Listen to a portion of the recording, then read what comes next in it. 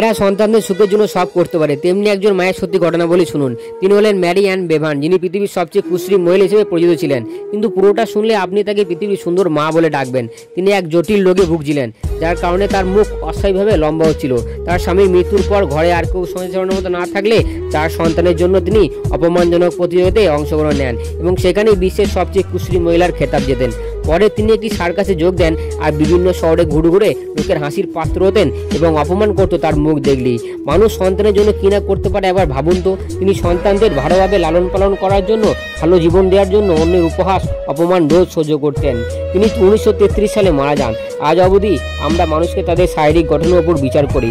আমাদের চোখ যদি তার দেহের অসুন্দর চেহারার বদলে তার মনটার সৌন্দর্য দেখতে পারতাম, তাহলে তিনি আজ বিশ্বের সবচেয়ে সুন্দরী মহিলা হতেন।